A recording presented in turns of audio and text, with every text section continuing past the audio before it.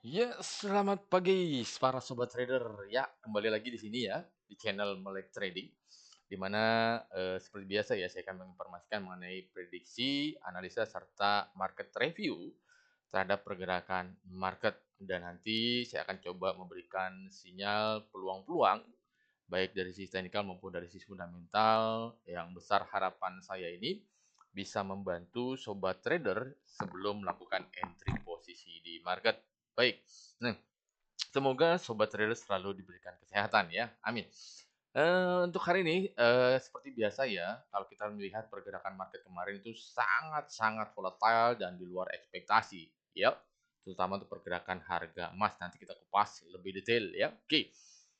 Yang pertama, kondisi dari mata uang Amerika atau dolar Amerika ini terus mengalami pelemahan ya. Pelemahannya juga tidak terlalu besar sebenarnya ya. Karena pelemahan dari dolar Amerika ini kita bisa lihat dari indeks dolarnya atau DXY ya. DXY ini kembali mengalami pelemahan ya. Pelemahannya tidak terlalu besar yang tadi saya katakan ya. Di mana kemarin berada di level 104.16 ya. Pagi ini merosot ke level 103.92. Oke. Penyebab dari tekanan terhadap dolar Amerika ini datang dari masih kekhawatirannya para pelaku pasar akan menjelang pemilu yang akan diadakan oleh pemerintahan Amerika, di mana di sana ada calon Donald Trump dan Kamala Harris ya seperti itu. Itu yang menjadi kekhawatiran.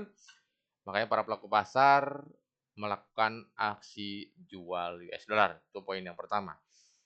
Nah, pelemahan terbatas dari dolar Amerika ini juga kita bisa lihat bahwa semalam itu ada rilis data ekonomi Amerika yang cukup bagus kalau menurut pemikiran saya ya, yaitu rilis data unemployment claim atau data pengangguran mingguan ya, dan ada rilis data juga core PCE price index ya, data ketersediaan lapangan pekerjaan. Di mana untuk core PCE price index-nya ini sesuai dengan ekspektasi yang sebelumnya 0,2%, diprediksi 0,3% dan aktualnya sesuai dengan ekspektasi yaitu 0,3%. Namun yang dirilis cukup bagus yaitu di jobless claim atau unemployment claim sebelumnya 228.000 diprediksi meningkat menjadi 229.000 namun aktualnya sangat bagus yaitu 216.000. Dan setelah itu ada juga personal income dan personal spending. Yang keduanya ini juga dinilai cukup positif untuk US dollar. Namun dolar justru mengalami pelemahan yang tadi saya katakan imbas kekhawatiran menjelang pemilu Amerika plus wait and see akan rilis data nanti malam. Karena apa? Nanti malam kita tahu akan ada banyak rilis data, yaitu ada average early earning. Ini merupakan data upah per jam yang ada di Amerika, di mana diprediksi mengalami penurunan dari 0,4%, diprediksi turun menjadi 0,3%. Selain itu juga fokus utama para pelaku pasar adalah rilis data non-farm payroll atau non-farm employment change yang sebelumnya sebesar 254.000 diprediksi menurun menjadi 106.000 dan ada juga unemployment rate atau data pengangguran bulanan ya yang diprediksi akan stabil di level 4,1%. Overall untuk prediksi rilis data Amerika ini negatif untuk US dollar dan hampir saya lupa di jam 9-nya akan ada rilis data ISM Manufacturing PMI ya. Ini dirilis sedikit bagus dari sebelumnya 47,2 diprediksi meningkat menjadi 47,6 yang mengalami kenaikan sebesar 0,4% ya seperti itu. Dan ada juga ISM Manufacturing Price yaitu dari 48,3 meningkat menjadi 49,9. Ya tadi saya katakan overall data Amerika ini masih berpeluang positif untuk US dollar ya. Namun sentimen market yang berkembang saat ini juga membatasi ya penguatan dari dolar Amerika justru menimbulkan kekhawatiran yang tadi saya katakan. Kekhawatiran menjelang pemilu itu yang pertama. Yang kedua adalah ekspektasi bahwa pada agenda pertemuan FOMC di minggu kedua ini ya, diprediksi The Fed akan mempertahankan tingkat suku bunga lebih lama ya. Selain itu juga akan adanya pemangkasan tingkat suku bunga sebesar 25 basis point. Oke, baik. Itu adalah kondisi dari dolar Amerika. Sekarang tinggal kita hubungkan terhadap pergerakan market ya. Yang pertama terhadap mata uang dulu ya, saya coba berikan prediksi dan analisanya.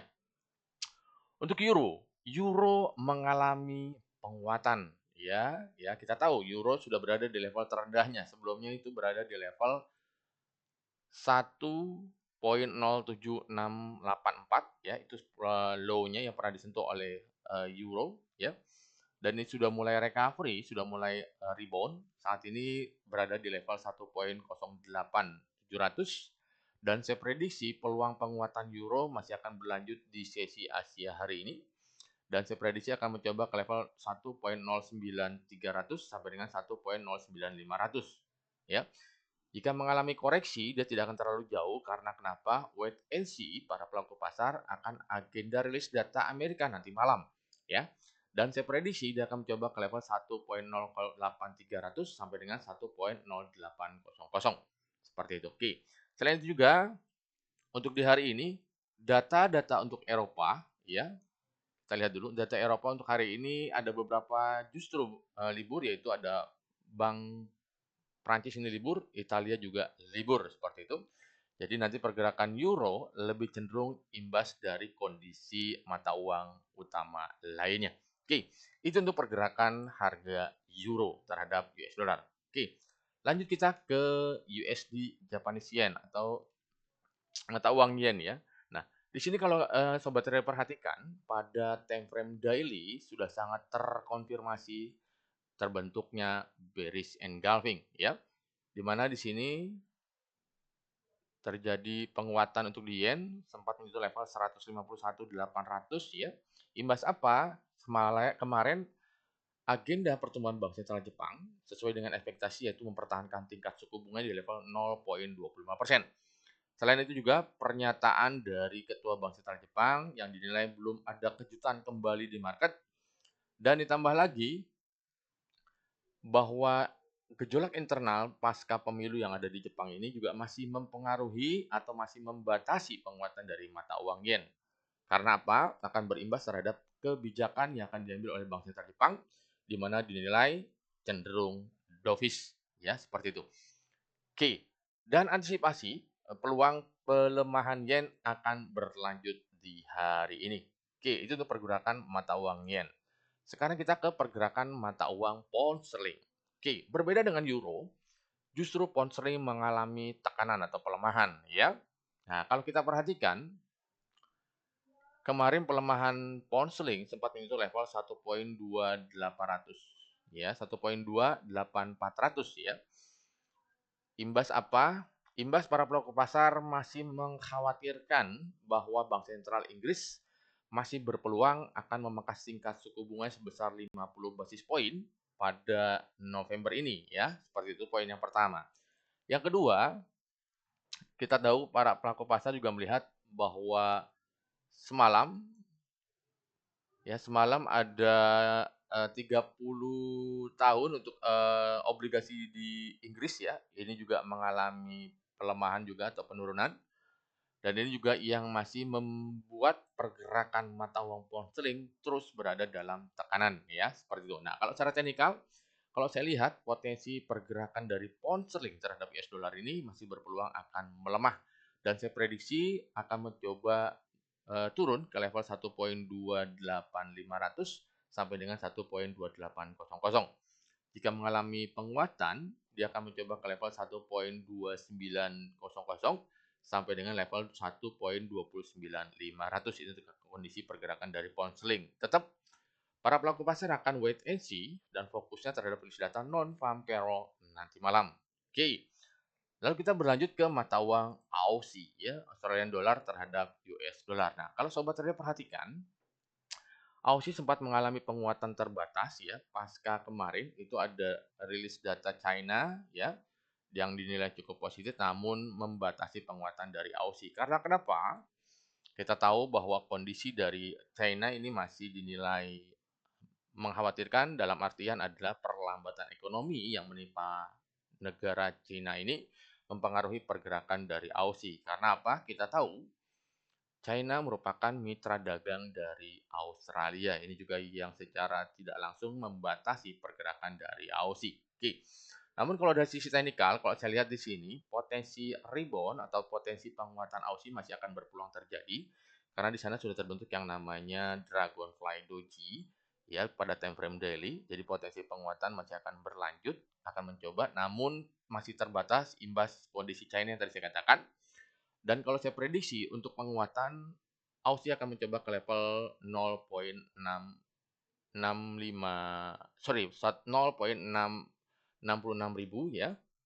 Jika berhasil dijebol akan menuju ke level 0,66500. Jika pelemahan dia akan mencoba ke level 0,65300 sampai dengan 0,6500. Itu untuk pergerakan dari Aussie. Oke. Lalu oke, itu untuk mata uang ya. Kita sudah semua ya untuk di euro, pound sterling, Aussie serta yen ya. Nah, sekarang kita coba ke komoditi. Oke, ini yang menarik adalah gold atau emas ya. Oke. Kalau sobat trader perhatikan, pergerakan harga emas ini kemarin cukup mengagetkan ya, bisa dikatakan seperti itu. Karena kenapa? Pergerakan kemarin itu high-nya sempat menyentuh level 27.89 all time high saat ini ya. Dan low-nya berada di level 27.31. Jadi kurang lebih pergerakan market emas kemarin sekitar 58 poin ya, seperti itu. Oke.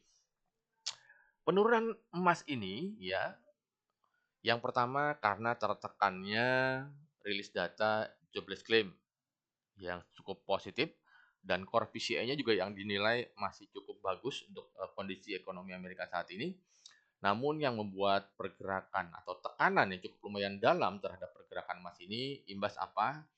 Imbas kekhawatiran apabila Trump benar-benar terpilih untuk menjadi Presiden Amerika Serikat kembali, maka kita tahu bahwa beliau adalah tipikal orang yang agresif terutama terhadap China. Pasti akan membuka peluang kembali perang dagang dengan China, itu poin yang pertama. Yang kedua, kita tahu bahwa Trump ini bisa kembali meningkatkan inflasi Amerika, di mana beliau merupakan salah satu yang menentang pajak pengusaha tinggi ya. Jadi beliau menentang hal tersebut. Ini bisa memicu bahwa inflasi Amerika akan tetap tinggi. Jadi akan mempengaruhi sikap dari Bank Sentral Amerika di mana diprediksi bahwa pada pertemuan selanjutnya ini dinilai Bank Sentral Amerika masih akan terus mempertahankan tingkat suku bunga tingginya dan akan lebih bersikap agresif. Ini yang menyebabkan para pelaku pasar cenderung menjual emasnya. Ini yang kembali menekan pergerakan harga emas hingga pergerakan kemarin sekitar 58 poin. Oke.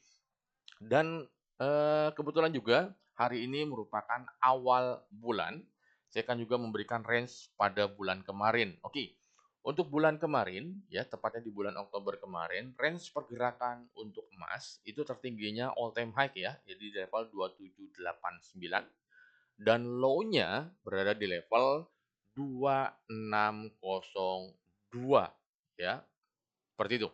Low-nya berada di level 2602. Jadi tren untuk bulan kemarin strong bullish. Nah, untuk di bulan ini ya karena ini memang awal bulan, kalau saya prediksi potensi penguatan emas masih berpeluang berlanjut dan masih juga berpeluang akan menembus dan membuat all time high barunya ya. Nah, untuk pergerakan market emas di hari ini kalau saya prediksi ya, untuk pergerakan emas di hari ini perlu diwaspadai. Di sini nampak di monitor ya bahwa pada time frame daily sudah sangat terkonfirmasi secara utuh terbentuknya bearish engulfing.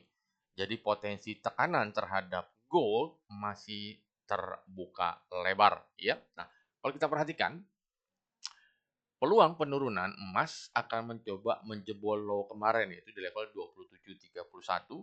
Jika level tersebut berhasil ditembus, pergerakan emas akan menuju ke level 2725 dan level 2715. Jika penurunan berlanjut akan menuju ke level 2705 dan level 2700. Itu untuk penurunannya. Jika kenaikan harga emas ya, dia akan mencoba ke level 2755. Jika ditembus akan menuju ke level 2765 dan menuju ke level 2785. itu untuk pergerakan harga emas ya. Namun antisipasi, kenapa saya katakan antisipasi? Untuk sesi Asia dan sesi Eropa ini saya prediksi pergerakan harga emas cenderung sideways. Imbas apa? Wait and see-nya para pelaku pasar akan rilis data sektor ketenagakerjaan Amerika nanti malam ya, yaitu ada upah per jam atau average early earning, ada ketersediaan lapangan pekerjaan atau non-farm payroll, dan ada jumlah pengangguran bulanan atau unemployment rate seperti itu. Namun yang tadi saya katakan, dari sisi teknikal potensi tekanan terhadap emas masih berpeluang terjadi. Oke. Lalu kita beralih ke oil atau minyak ya. Nah, kalau untuk di minyak, kalau saya lihat pada teknikal di sini, potensi kenaikan minyak akan coba berlanjut kalau kita perhatikan. Saat ini harga minyak berada di level 70,40 dan saya prediksi dia akan mencoba ke level 70,80 sampai dengan level 71 ya. Jika kenaikan berlanjut akan menuju ke level 71,50 sampai dengan level 72. Namun kenaikan masih dibatasi dengan apa? Kekhawatiran pasokan imbas ketegangan di Timur Tengah masih berlanjut yang diprediksi serta dikhawatirkan akan mengganggu pasokan dari Timur Tengah. Jika penurunan, kalau saya prediksi penurunan harga minyak akan mencoba ke level 69 dan 68,50 kembali seperti itu. Oke. Karena kenapa? Kita tahu China masih belum ada tanda-tanda untuk menambah permintaannya karena kondisi ekonomi di China masih dinilai melambat seperti itu. Oke, itu pergerakan harga minyak. Sekarang kita coba ke pergerakan indeks saham. Oke, indeks saham Amerika kemarin itu bergerak ditutupnya negatif atau turun ya. Oke, untuk Dow Jones Industrial Average itu turun sebesar 0,9%. S&P juga ditutup turun 1,86% dan Nasdaq juga turun sebesar 2,76%. Hal ini karena apa? Laporan earning beberapa saham-saham sektor teknologi ya, ini mengalami tekanan ya, terutama untuk saham-saham Apple yang turun sebesar 2%. Nah, kalau untuk teknikal hari ini, potensi pergerakan indeks saham Amerika baik Dow Jones, S&P 500 maupun Nasdaq masih berpeluang akan melanjutkan tekanan atau penurunannya ya. Oke. Lalu kita coba ke indeks saham Asia ya. Terutama saya lihat untuk di Hang Seng. Untuk Hang Seng ini saat ini pergerakannya cenderung sideways atau konsolidasi. Saat ini berada di level 20,500 dan saya prediksi akan mencoba ke level 20.000 ya.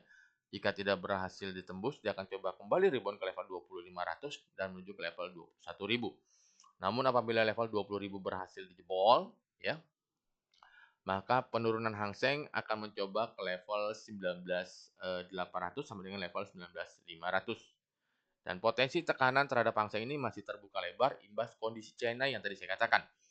Ya, terlebih ini adalah weekend, jadi potensi para pelaku pasar akan melakukan aksi profit taking. Jadi potensi tekanan akan lebih mendominasi pergerakan dari Hang Seng. Oke. Lalu kita coba ke pergerakan indeks saham Nikkei. Kalau Nikkei, kalau kita perhatikan ini kembali turun berada di level 38.100, tertingginya berada di level 38.400. Imbas apa? Penguatan mata uang yen yang tadi sudah saya katakan. Namun kecenderungan pergerakan Nikkei ini masih sideways atau konsolidasi menunggu arah kebijakan dari Bank Sentral Jepang. Ya, oke. Ya, untuk sobat trader, tadi adalah market review atau market news serta peluang-peluang yang bisa saya informasikan baik dari sisi teknikal maupun dari sisi fundamental. Semoga informasi ini bisa berguna untuk sobat trader sebelum melakukan entry posisi di market.